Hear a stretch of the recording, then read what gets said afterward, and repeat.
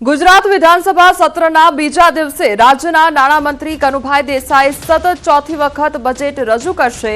નાણાકીય વર્ષ 2025-26નું paperless budget રજૂ કરવામાં આવશે। 4 નવા વિધેયક બજેટ સત્ર દરમિયાન રજૂ કરવામાં આવશે। બજેટમાં 10 જેટલી નવી જાહેરાતો પણ કરવામાં આવી શકે છે। વર્ષ 2024-25ના ખર્ચના પૂરક પત્રક પણ રજૂ કરવામાં આવશે। પ્રશ્નોત્તરી કાળથી બેઠકની શરૂઆત કરવામાં આવશે। સામાન્ય બજેટ પર ગૃહમાં 4 દિવસ ચર્ચા થશે। ચાલુ નાણાકીય વર્ષના બજેટમાં અંદાજિત 11%નો વધારો કરી વર્ષ 2025-26ના બજેટનું કદ 3.12 લાખ કરોડનો અંદાજ છે। તો ગુજરાતમાં થોડા દિવસ પહેલા જ નવી 9 મહાનગરપાલિકાઓ અને 1 જિલ્લાની જાહેરાત કરવામાં આવી છે, ત્યારે તેને લઈ મહત્વની જાહેરાત થઈ શકે છે। અમદાવાદમાં ઓલિમ્પિક 2036ની દાવેદારી માટે તૈયારીઓ ચાલી રહી છે, ત્યારે આ દાવેદારની મજબૂત કરવા માટે પણ મહત્વની જાહેરાત સંભવ છે। બજેટ સત્ર દરમિયાન જ નવા જંત્રી દર લાગુ થવાની શક્યતા છે, ત્યારે જંત્રીને લઈ પણ બજેટમાં મહત્વની જાહેરાત થઈ શકે છે। તો નાણામંત્રી કનુભાઈ દેસાઈ સતત ચોથી વખત બજેટ રજૂ કરશે। જો કે પૂર્વ નાણામંત્રી વજુભાઈ વાળા બાદ નીતિન પટેલે વધુ વખત બજેટ રજૂ કર્યું હતું। વિધાનસભામાં અત્યાર સુધીમાં સૌથી વધુ 18 વખત બજેટ રજૂ કરવામાં આવ્યું છે।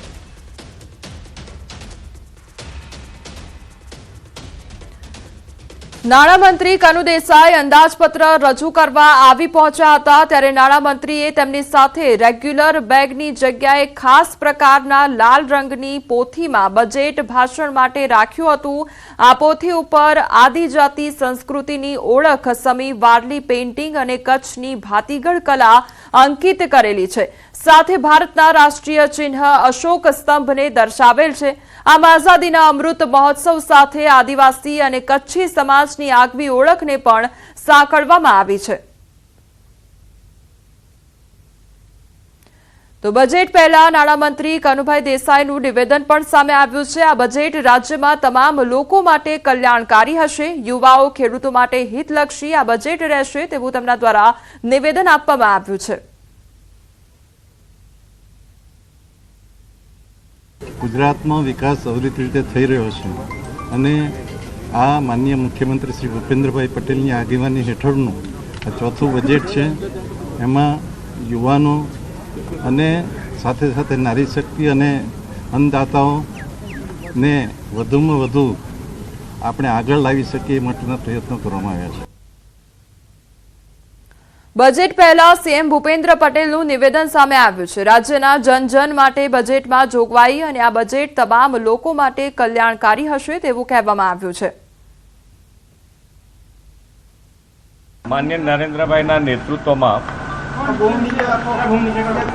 ગુજરાત સરકારના માન્ય નાણામંત્રી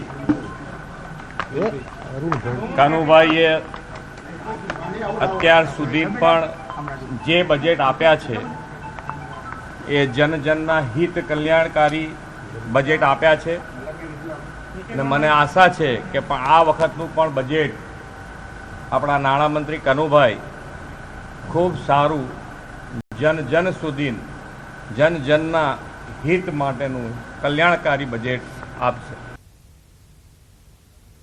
બજેટ મુદ્દે વિરમગામના ધારાસભ્ય હાર્દિક પટેલનું નિવેદન સામે આવ્યું છે। ભાજપની સરકાર હંમેશા મધ્યમ વર્ગીય લોકો માટે બજેટ રજૂ કરે છે। આ બજેટ તમામ લોકોને મહત્વનું રહેશે। ખેડૂત, યુવાન અને મધ્યમ વર્ગને હિતમાં રાખીને આ બજેટ બનાવવામાં આવ્યું છે તે પ્રકારની વાત કરવામાં આવી છે। બજેટના માધ્યમથી ગુજરાતના મધ્યમ, ગરીબ, ખેડૂતો, યુવાનો, મહિલાઓ તમામોના હિત માટે બજેટ બનતું આવ્યું છે અને મને ચોક્કસ ભરોસો છે કે આજે પણ માનનીય નાણામંત્રી દ્વારા અને રાજ્ય સરકાર દ્વારા વિશેષ બજેટ ગુજરાતના લોકોના હિતો માટે રહેશે। બજેટ અંગે વાંસદાના ધારાસભ્ય અનંત પટેલે કહ્યું, ગુજરાતના બજેટમાં આદિવાસીને લાભ મળે તેવી આશા છે। ખેડૂતોને બજેટમાં યોગ્ય ન્યાય આપવામાં આવે તેવી પણ આશા વ્યક્ત કરવામાં આવી છે। ખેડૂતોનો પ્રશ્ન પણ હલ થશે, આદિવાસી સમાજના વિકાસને લગતા પ્રશ્ન અને યુવાન બેરોજગારો જે અત્યારે આઉટસોર્સિંગમાં કામ કરી રહ્યા છે એમના માટે સારું બજેટ હોય એવી આશા વ્યક્ત કરીએ। ઋષિકેશ પટેલ આરોગ્ય પરિવાર કલ્યાણ મંત્રી દરેક સમાજનું ધ્યાન રાખી બજેટ રજૂ થશે તેવું કહેવામાં આવ્યું છે। રાજ્યના નાગરિકોની આશા અપેક્ષાઓ પૂરું કરતું બજેટ હશે તેવું પણ નિવેદન આપવામાં આવ્યું છે। સમાજના તમામ વર્ગોનું ધ્યાન રાખતું બજેટ આ વખતે આદરણીય નાણામંત્રી કનુભાઈ રજૂ કરવાના છે। ગુજરાતની આશાઓ અને અપેક્ષાઓ ઉપર હંમેશા ગુજરાતનું બજેટ ખરું ઉતરતું રહ્યું છે।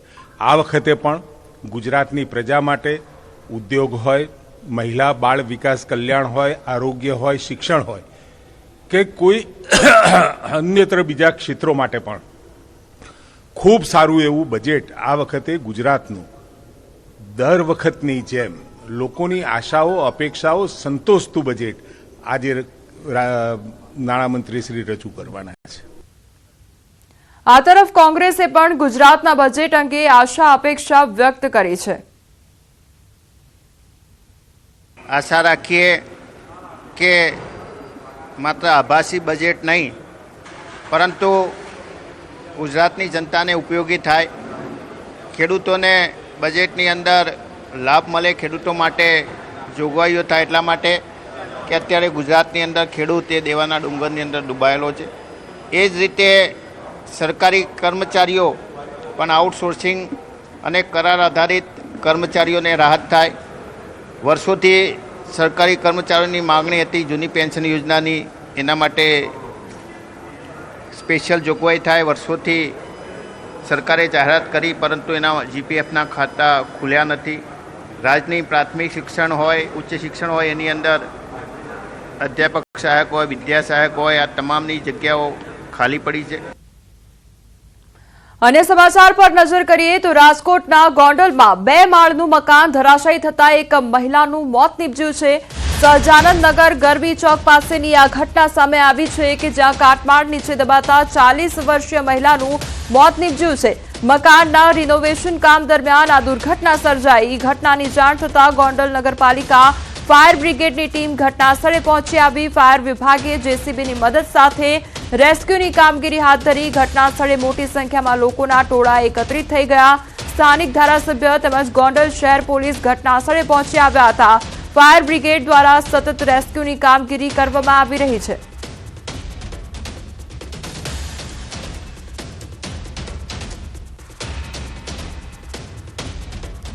રાજકોટના ગોંડલની આ ઘટના કે જ્યાં સહજાનંદ નગર ગરબી ચોક પાસેની આ ઘટના બની કે જ્યાં મકાનનું રિનોવેશન થવાની કામગીરી ચાલી રહી હતી અને તે દરમિયાન જે 2 માળનું મકાન હતું તે એકાએક ધરાશાયી થઈ ગયું, જેમાં 3 વ્યક્તિઓ દટાયા હોવાની ઘટના સામે આવી હતી, જેમાં એક મહિલાનું મોત નીપજ્યું છે। 40 વર્ષીય મહિલાનું મોત નીપજ્યું છે। સારવાર અર્થે ખસેડવામાં આવી હતી, ત્યારબાદ તેમનું મોત નીપજ્યું છે। હજુ પણ 2 વ્યક્તિઓ દટાયેલા છે, તેમને બહાર કાઢવા માટેની ભારે જહેમત ચાલી રહી છે। આ તરફ સ્થાનિક તંત્ર પણ દોડતું થયું છે। લોકોના ટોળે ટોળા સ્થળ પર એકત્રિત થઈ ગયા છે। તો 2 માળનું જે મકાન હતું તે ધરાશાયી થવાની ઘટના બની અને કાટમાળ જે પડ્યો હતો તે કાટમાળમાં 40 વર્ષીય મહિલાનું મોત નીપજ્યું છે, જ્યારે અન્ય 2 વ્યક્તિઓ હજુ પણ દટાયેલા છે। તેમને બહાર કાઢવા માટેની ભારે જહેમત ઉઠાવવામાં આવી રહી છે અને તે અંગેની કામગીરી કરવામાં આવી રહી છે। કાટમાળ હટાવવાની કામગીરી કરવામાં આવી રહી છે।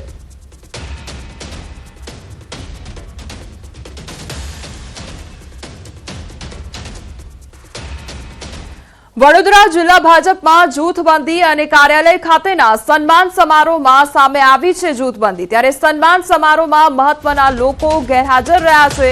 ધારાસભ્ય તેમજ સાંસદ અને પ્રમુખ ગેરહાજર રહ્યા છે। મોરચાના જે પ્રમુખ છે તે પણ ગેરહાજર રહ્યા। 300 જેટલા અપેક્ષિતો સામે માંડ 70 કાર્યકરો આવ્યા હતા। જિલ્લા ભાજપ પ્રમુખ સતીશ પટેલ સામે નારાજગીની ચર્ચા જોર પકડ્યું છે। ત્યારે નગરપાલિકા તાલુકા પંચાયતની ચૂંટણી જીતેલા ઉમેદવારોનો સન્માન સમારોહ હતો। સન્માન સમારોહમાં કરજણ નગરપાલિકાના 19માંથી 11 ઉમેદવારો હાજર રહ્યા હતા, જ્યારે સતીશ પટેલની સંગઠન અને ચૂંટાયેલા પ્રતિનિધિ પર પકડ નથી તેવી પણ ચર્ચાએ જોર પકડ્યું છે। સંવાદદાતા હાર્દિક અમારી સાથે જોડાઈ ગયા છે। હાર્દિક, ભાજપમાં જૂથવાદ જોવા મળી રહ્યો છે અને જે ઉમેદવારો હતા તેમની પણ ગેરહાજરી જોવા મળી, શું અપડેટ તેને લઈને?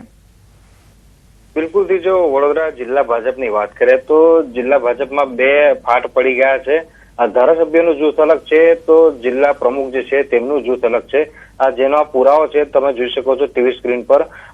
ઉમેદવારો જીત્યા તેમના સન્માન સમારોહનો કાર્યક્રમ હતો. પાર્ટીમાં જાતની ખુશીની લહેર હોય, પરંતુ આ ખુશીના પ્રસંગમાં પણ જૂથવાદ જે છે તે જોવા મળ્યો હતો. 19 જેટલા ઉમેદવારમાંથી માત્ર 11 ઉમેદવારો જે છે તે કાર્યક્રમમાં હાજર રહ્યા હતા. અને બીજી વાત કરીએ તો 300 જેટલા કાર્યકર્તાઓ અને આગેવાનો આ કાર્યક્રમમાં હાજર રહે તેવું એક આયોજન જે છે તે જે કાર્યાલય છે ત્યાં કરવામાં આવ્યું હતું. પરંતુ માંડ 70 જેટલા કાર્યકરો જે છે આ પ્રસંગમાં આવ્યા હતા.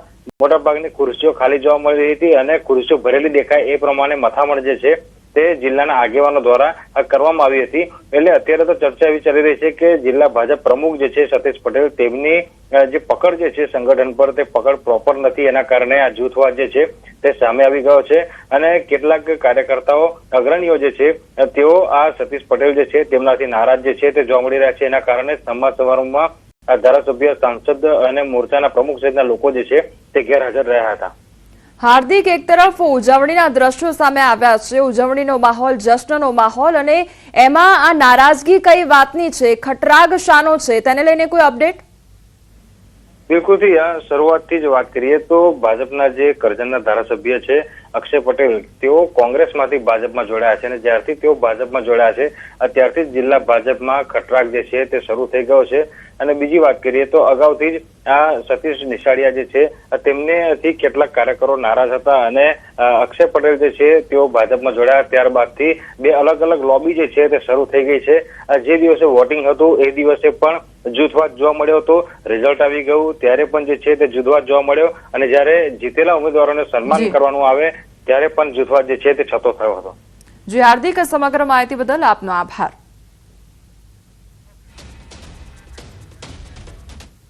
બનાસકાંઠાના દાંતા તાલુકામાં પિકઅપ સ્ટેન્ડમાંથી મૃતદેહ મળી આવ્યો હોવાની ઘટના સામે આવી છે. કણબિયાવાસ ગામમાં પિકઅપ સ્ટેન્ડમાંથી અજાણ્યા વ્યક્તિનો મૃતદેહ મળી આવ્યો છે. દાંતાથી હડાદ માર્ગ ઉપર આવેલું છે કણબિયાવાસ ગામ. અજાણ્યા યુવકનો લટકતી સ્થિતિમાં મૃતદેહ મળતા ચકચાર મચી જવા પામી હતી. પોલીસે સ્થળ પર પહોંચી યુવકની ઓળખને લઈ તપાસ શરૂ કરી છે.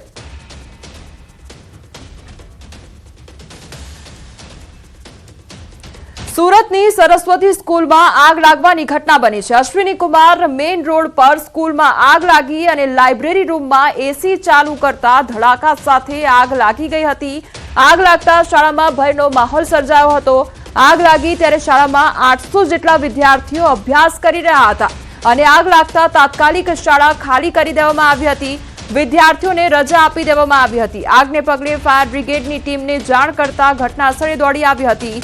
તો ફાયરની ટીમે પાણીનો મારો ચલાવી ગણતરીની મિનિટોમાં આગ પર કાબુ મેળવી લીધો હતો.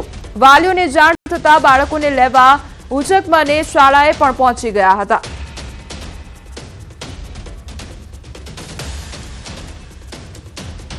સુરતમાં સાયણ નજીક કંપનીમાં લાગેલી આગ કાબુમાં આવી ગઈ છે. ત્યારે પરિયા ગામની મહેક ઇન્ડસ્ટ્રીઝમાં આગ લાગવાની ઘટના બની હતી.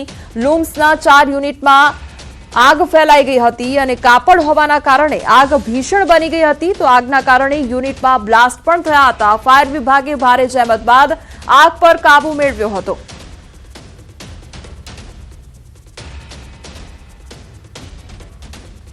તો સુરતમાં જે આગ લાગવાની ઘટના બની છે તેમાં કાબુ મેળવી લેવામાં આવ્યો છે. તો ભારે જહેમત બાદ ફાયર વિભાગની ગાડીઓ ઘટનાસ્થળે પહોંચી આવી હતી અને આગ પર કાબુ મેળવી લેવામાં આવ્યો હતો. તો કંપનીમાં આગ લાગવાની ઘટના બની હતી અને આસપાસના યુનિટમાં પણ આગ પ્રસરી હતી.